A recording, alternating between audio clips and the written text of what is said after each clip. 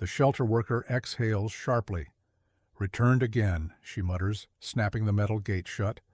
The dog inside, muscular, wiry, brown-eyed, paces in tight circles. His name is Duke, and no one seems to want him. It's his third return in 6 months, labeled difficult, unpredictable. Families file past his kennel, drawn to the fluffier, quieter, cuter options. Duke barks once, sharp, guttural, not aggressive, just alert. A warning? Or a plea? No one can tell. Until the young couple walks in. Laura, holding her toddler Ben, stops near Duke's enclosure. Ethan, her husband, reads the notes on the clipboard and raises an eyebrow. "Returned 3 times? Not a great sign," he mutters. Laura doesn't answer. She's staring through the bars. Duke's pacing slows. He notices her. The barking stops. His ears perk slightly, head tilting. Not aggressive, not submissive either. Something else. Curiosity.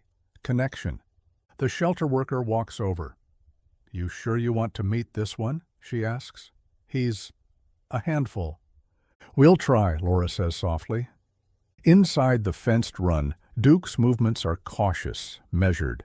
He sniffs Ethan's outstretched hand, circles Laura once, then stops directly in front of Ben, the toddler wobbling in his sneakers. Duke lowers his head, not a sound, just watching. Ben giggles. "Gentle, please," Laura warns. But Duke doesn't move. He simply sits. It's the first time anyone has seen him do that. After 10 minutes, Ethan shrugs. "Well, he didn't bite us." Laura meets his eyes. "I don't know what it is, but I feel something, like he's waiting for someone to just believe in him." The paperwork takes an hour. As they lead Duke out of the building, shelter staff exchange doubtful glances. "You're brave," one of them says. Another offers a cautious, "Good luck." Back at home, Duke paces the hallway. He sniffs every corner, watches every move. He's not aggressive, but he's not friendly either. Just alert, watching, waiting. Ethan installs a baby gate. Laura double-checks locks. "We'll keep him separate for now," she says. Slow introduction. But that night, something strange happens. Ben drops a cracker in the living room and toddles toward it. Duke, already watching from the kitchen doorway, steps forward, blocking Ben with his body. Laura tenses, but Duke simply nudges the cracker aside with his nose and gently ushers Ben away from the sharp corner of the coffee table. Ethan blinks. "Did he just—" "Yeah," Laura breathes. "He did." By morning, the routine begins to settle. Duke eats, walks, watches. He's always alert, always aware, never barking, never misbehaving, just present, quiet, like a guard waiting for an order that never comes. The shelter's warning still echoes in Laura's mind. But 3 days in, something shifts. Laura finds herself smiling when Duke pads into the room. Ben starts calling him "Do" and claps when he sees him.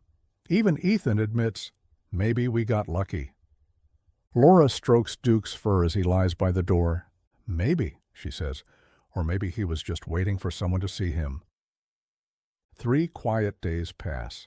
No incidents, no outbursts. Just Duke, ever watchful, always hovering near Ben, always tracking Laura's every move. He doesn't wag his tail much, doesn't seek affection. But he listens. He waits. The family starts to relax. Ethan chuckles at breakfast. "I'm just saying, for a dangerous dog, he sure likes sleeping in corners." "He's warming up," Laura says. "He's just cautious." That morning, Laura stands at the kitchen window, coffee in hand. The sun's bright, the breeze light. Ben toddles in the backyard, chasing shadows in his puffy blue jacket. A pinwheel spins lazily in the garden bed. Duke lies under the porch awning, watching. It looks perfect. Ethan heads to the garage. Laura flips pancakes. Ben laughs outside. Then it happens, a blur of motion. Laura glances out the window, and her stomach drops. Duke is sprinting across the yard, ears flat, muscles rippling, eyes locked on Ben. His mouth is open, teeth bared. A low, menacing growl carries through the air. Time slows. Laura screams, "Ben!" She drops the pan. The spatula clatters. Her legs move before her brain does. Out the door, down the steps, running, barefoot across the grass. Her vision blurs, heart pounding. She watches in horror as Duke lunges, grabbing Ben by the back of his shirt. The toddler's tiny legs flail. He screams. Laura's own scream pierces the air. "No, stop!" But Duke doesn't stop. He drags the child, fast, low, pulling him backward with terrifying force. Dirt kicks up behind them. Ben cries louder. Laura's feet hit the ground harder. She doesn't think. She just runs. Behind her, Ethan yells her name. The world collapses into chaos. All Laura sees is her child's face, red, terrified, bouncing with each jolt as Duke pulls him across the yard. 20 feet, then 10. The dog's grip is firm, unrelenting. The growl is low and primal. She reaches them. Ben is crying, screaming. Laura throws herself forward. "Let him go!" But then Duke stops. He drops Ben, stands rigid, still growling, still staring at something behind the bush. Laura grabs Ben, clutches him tightly to her chest. She's shaking, trying to shield his body. Then she sees it, and everything changes. Laura freezes. Her arms tighten around Ben, but her eyes are fixed ahead. Duke stands stiffly, muscles locked, lips curled back in a silent snarl. He is no longer focused on the child. His attention is locked on the bush just inches from where Ben had been playing. And then she sees it.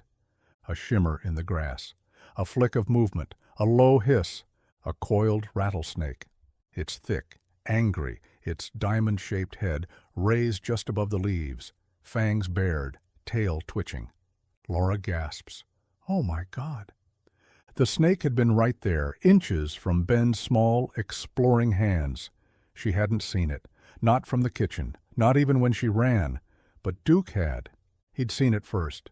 Still growling, Duke takes a slow step forward. His body shields Ben completely. His stance is defensive, protective. Laura can't move. Her knees weaken as realization sinks in. The dog hadn't been attacking her child. He had been saving him. Ethan arrives behind her, breathless. What's going on?" "Snake," she whispers. "It's a rattlesnake."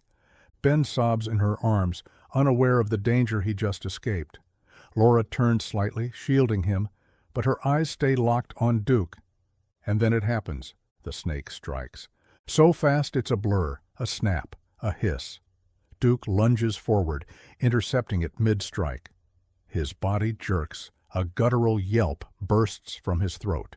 He stumbles, then regains footing, placing himself once again between the snake and the family. "No!" Laura cries out. The snake recoils but doesn't strike again. After a few tense seconds, it slithers back into the bush, vanishing as quickly as it came. The yard falls silent. Laura lowers Ben to the grass and crawls toward Duke. "Buddy? Hey? It's okay." Duke collapses. His breathing is shallow. His back leg trembles. Laura's hands shake as she searches through his fur. She finds it, a bite mark, fresh, red, swelling fast. Ethan's voice breaks. "We've got to get him to the vet, now." Laura nods, trying not to cry. She looks at Duke's eyes, wide, glassy, locked on her. "You saved him," she whispers. "You saved our son." Duke lets out a low whimper, but doesn't move. Ethan scoops him up, muscles straining under the dog's weight. "Come on, boy, hold on." Laura grabs the car keys. Ben, still sniffling, clutches her pant leg. The moment is surreal, chaotic, heartbreaking, miraculous. The dog no one wanted had just given everything to protect the child he'd only known for 3 days. And now his life hangs in the balance. The car speeds through the streets, tires screeching around corners. Laura grips the passenger seat, glancing back every few seconds. Ben clings to her side, face pale and tear-streaked. In the back seat, Duke lies still, cradled in Ethan's lap, wrapped in a towel. "We're almost there," Ethan mutters, but he's not sure if he's saying it to Duke, Laura, or himself. The emergency vet is waiting. A tech meets them at the door with a stretcher. "Rattlesnake bite?" she asks. Ethan nods. "Rear leg just minutes ago." The staff springs into action. Duke disappears behind swinging doors, carried away under fluorescent lights. The waiting room is sterile and too quiet. Laura paces. Ben sits on her coat, whispering, "Doggy hurt?" over and over. Ethan fills out forms, but his hand shakes. Every second feels like an hour. Finally, the vet emerges, middle-aged, calm, but firm. "He's in critical condition," she says. "The venom's spreading fast, but we've administered anti-venom. The next few hours are crucial. He's a strong dog, but it's touch and go." Laura's knees buckle. She sits hard on the plastic chair, tears brimming. Ben reaches for her hand. "Fix doggy." "We're trying, sweetheart," she says softly. Time drags. They don't talk much. Just watch the door. Listen for footsteps. Each time a vet tech walks by, Laura's breath catches. Ben eventually drifts off, curled against Ethan's chest. Laura watches him sleep and thinks of the backyard, the speed, the growl, the scream, the misunderstanding. She'd thought Duke was dangerous. He was saving her child. 2 hours pass, then 3. At 4:12 a.m., the vet returns. This time, she's smiling. "He made it," she says. "He's weak, but stable. The antivenom worked. He's a fighter." Laura breaks down in tears. Ethan exhales like he hasn't breathed in hours. Ben, waking up groggy, sees the smiles and claps. "Doggy okay?" "Doggy's gonna be okay," Ethan says. They're allowed in to see him. Duke lies on a padded mat, hooked to fluids. His breathing is shallow, but his eyes flutter open as they enter. Laura kneels beside him and strokes his ear gently. "You brave, ridiculous dog," she whispers. Ethan sets Ben down carefully beside Duke. The toddler doesn't hesitate. He leans forward and hugs the dog's neck, resting his cheek against the fur. "Hero," he whispers. Duke's tail gives one soft thump. Laura looks up at Ethan, eyes shining. "We were going to take him back," she says, "after the weekend, just to be safe." Ethan nods, but he knew before we did. They stay until sunrise, holding each other, never letting Duke out of their sight. The unwanted dog had risked his life to protect their son, and now he was family. The front door creaks open, and a wave of warm air greets them. Ethan carries Duke gently inside, a blanket wrapped around the dog's healing body. Laura follows with Ben, who clutches a cardboard sign in one hand, his crayon-scrawled masterpiece, "Welcome Home, Hero." Duke's bandaged leg twitches slightly as he sniffs the air. He remembers. Laura lays a bed beside the fireplace, layering it with towels and soft cushions. Duke is set down carefully, his head resting on his paws. He closes his eyes for a moment, breathing deep. Home. Ben drops to the floor beside him, placing the sign beside the bed like a trophy. "You stay here now, Kay? You don't go bye-bye." Duke's tail taps twice. Word spreads fast. By the end of the day, neighbors stop by. Some bring flowers. Others bring bones and toys.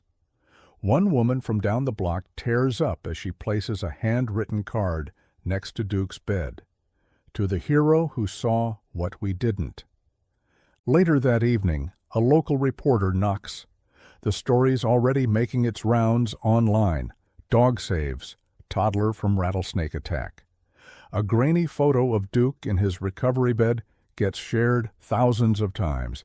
Headlines call him the dog nobody wanted, until he saved a life. Laura stands in the hallway, watching the doorbell footage one last time. Not the news clip. The one from earlier that week. The one where they brought Duke home for the first time. She remembers how unsure she felt. How she nearly said no. She presses pause on the image of Duke sitting calmly in the back seat that first day. "I almost gave you up," she whispers, "and I would have never known what was hiding in that heart." The next morning, she attaches a new tag to Duke's collar. It reads, My name is Duke. I'm not perfect, but I protect what matters. The vet visits a few days later. Duke's healing is slow but steady. He eats again. He wags when Ben enters the room, and every night he falls asleep at Laura's feet, no longer pacing the house, no longer waiting to be accepted, because he knows he's not going anywhere. Ben calls him my hero now. It sticks. Neighbors shout it from across the street. Even Ethan starts using it casually. Come on, hero, time to eat. Laura reflects often on that day. The scream, the sprint, the fear, the guilt, the moment her heart dropped, and the second it lifted, when she realized Duke had never been the danger. He'd been the shield, and now the dog they almost returned is the one they'll never let go. Not because he was perfect, but because when it mattered most, he was everything. Some heroes wear capes, others wear collars.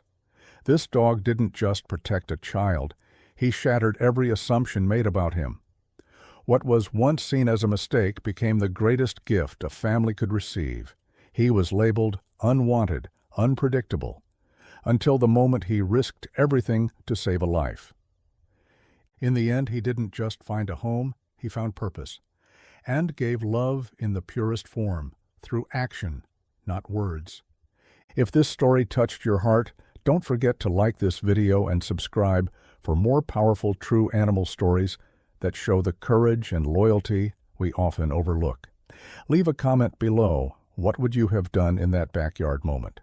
And most importantly, share this with someone who believes in second chances. Because sometimes the dog everyone gives up on becomes the one who saves everything.